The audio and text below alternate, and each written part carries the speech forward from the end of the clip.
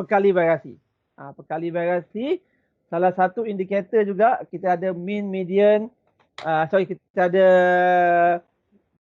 mean dengan siang piawai, kita boleh kira satu yang dinamakan sebagai perkali variasi. Kita tujuannya untuk sebagai untuk mengukur serakan relatif. Sebab kita tahu bila sisi piawai itu makin besar, bila varian makin besar, data tu makin terserak, makin jauh daripada mean dia. Serakkan dia kan. Kalau saya boleh lihat dalam konteks ni kan. Mean dia berada di tengah-tengah. Mean tu berada di tengah-tengah.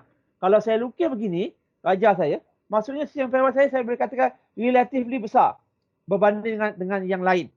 Kalau siang piawai itu besar, bermaksud saya ada data, katalah kalau mean dia 70, katalah data sini mungkin dalam berapa range ni? Range dia antara 85 kan? 85. Katalah 85 kat sini. Hampir 100%. 85. Sangat jauh dengan mean dia. 70. Ada pelajar yang markah dia jauh sangat dengan mean dia. 80. Kalau yang rendah tu jauh lebih kurang 55. Jadi kalau kita gunakan mean tu saja 70. Purata markah pelajar saya ialah 70. Pelajar yang dapat 85 sengih je dia. Aku lagi tinggi daripada average. Aku ialah above average student. Pelajar yang dapat markah 55 tu sedih je dia kan. Dia below average. Maksudnya apa? Kalau saya gunakan 70 tu saja, saya tak boleh nak buat perbandingan. Terutamanya bila saya nak membandingkan. Apa lagi kalau saya nak cuba nak mengatakan sejauh mana 70 tu tepat. Sebab sejauh mana 70 tu saya boleh yakin dia boleh mewakili keseluruhan. Bila tengok data, saya dapat nilai siang piawai saya, berapa siang piawai saya? Siang piawai kat sini berapa ni? 5. 5. Siang piawai tu 5. Apa maksud siang piawai 5? Siang piawai ni 5 maksudnya apa tau? Secara average. Average lagi. Secara purata lagi. Setiap satu pelajar saya, jarak dengan mean dia ialah 5. Maka saya, secara average. Saya ulang. Average, siang piawai 5 ni bermaksud, dengan hanya melihat nombor 5 saja, sigma 5, saya tahu dalam kepala saya, secara puratanya, nampak saya guna perkataan purata lagi, jarak markah antara setiap pelajar, setiap satu pelajar dengan nilai purata 70 tu ialah 5. Itu maksudnya 5 tu. Tadi saya kata secara purata. Bila kata secara purata, maksudnya ada pelajar yang jarak dia dengan mean dia ialah, yang jauh dia dengan mean ialah 5. Ada pelajar yang jauh dengan mean dia lebih daripada 5. Ada pelajar yang jauh daripada mean dia kurang daripada 5. Itu konsep purata kan? Nampak tak? Dekat situ kita akan macam, maksudnya 5 siang piawai tu pun, maksudnya walaupun 5 tu boleh relatif kecil ke besar, tapi pun kita tak boleh juga nak beri gambaran yang tepat. Sebab tu kita kena hanya boleh buat anggaran. Apa lagi kalau saya nak bandingkan? Apa lagi kalau saya nak membandingkan pelajar saya, PKP saya SEM ni, dengan PKP SEM lepas? Dengan pelajar hujung minggu, dengan pelajar full time. Berbeza tak prestasi diorang? Bagaimanakah saya nak tahu, nak buat kesimpulan prestasi pelajar hujung minggu lebih bagus, sama ataupun lebih rendah daripada pelajar full time saya? Dan sebaliknya. Salah satu indikator dia ialah markah dia, purata markah dia. Kalau saya buat purata markah dia, saya lihat purata markah, saya lihat CMPY, saya kena ambil banyak lagi faktor. Saya kena lihat faktor N, sampel kan. Sebab nak kira CMPY, nak kira CMPY, nak kira mean, dia ada kadar N. Adakah N dia sama? Adakah N dia berbeza? Adakah mean dia berbeza? Adakah CMPY dia sama? Banyak faktor yang saya perlu ambil kira. Saya just tak boleh nak bandingkan. Kalau kumpulan tersebut purata dia bagus, katalah saya dapat kumpulan yang kedua. Mu 2 dia 80. Ini tadi mu yang pertama katalah 70. Sigma yang pertama 5. Mu yang kedua 80. Katalah sigma yang kedua dia sama. Adakah saya boleh katakan prestasi yang kumpulan yang kedua ni bagus? Padahal yang kedua ni pelajar saya hanya 5 orang. Contoh. Yang pertama ni mungkin pelajar dia ramai, katalah 50 orang. Nampak tak? Ada faktor yang berbeza. Itu belum ambil kira dari segi fizikal dia, dari segi masa dia, dari segi waktu kelas dia, yang itu tengah hari ni, pagi itu malam dan sebagainya kan. Itu hari biasa, ini hujung minggu, banyak gangguan dia dan sebagainya. Jadi bila kita nak buat perbandingan, boleh kita nak buat perbandingan dengan menggunakan nilai ukuran memusat, ukuran serakan ni. Itu pun antara kegunaan. Tapi kita perlukan, kita tak boleh membandingkan dia dengan satu-satu. Mean yang besar, bagus. Min yang kecil kurang bagus. Tak, dia tak boleh begitu. Begitu juga CMPY. Apa lagi kalau min dia berbeza. Kalau unit ukuran dia berbeza. Apa maksud kalau unit ukuran dia berbeza? Kalau unit ukuran berbeza, kalau tadi kan, saya ada mu 1 sama dengan 70% markah dia. Kata markah dia 70%.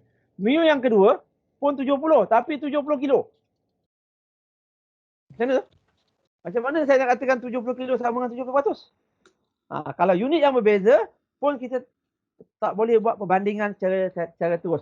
Ada kaedah-kaedah yang lain.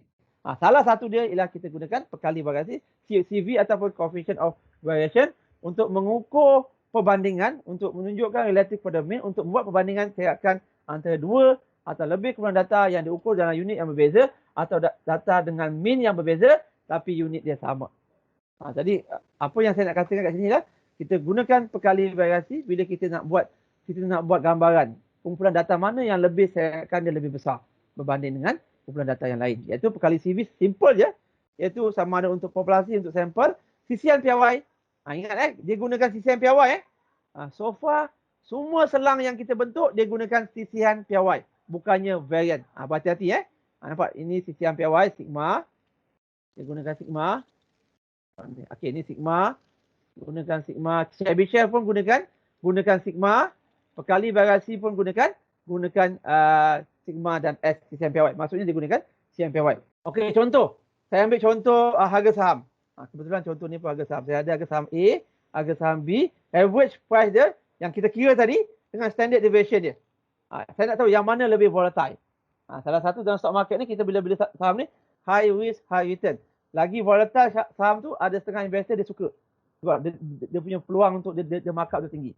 Contohnya stok A, harga dia 50, standard deviation dia 5. B, harga dia 100, average lagi tinggi.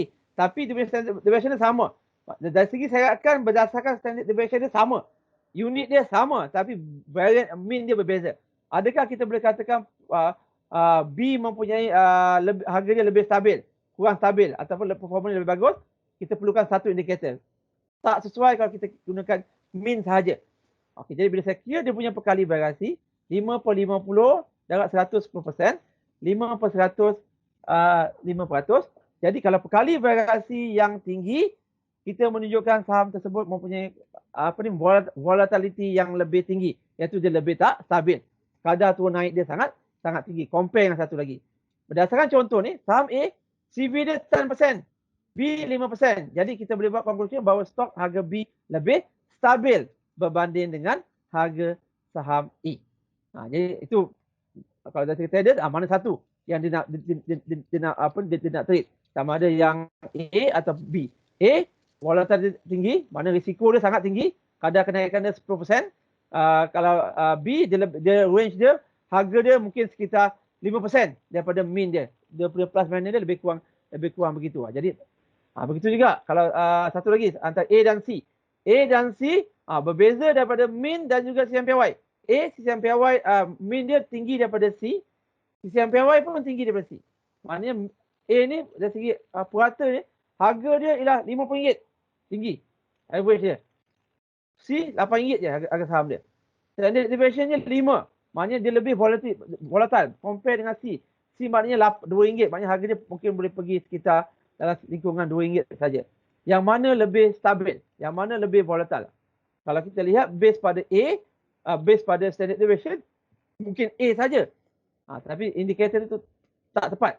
Kita perlukan perkali variasi. Kalau kita kira perkali variasi, 5 per 10 bagi A darab 100 ialah 10%. 2 per 8 bagi C adalah darab 100 25%. Compare to A, C lebih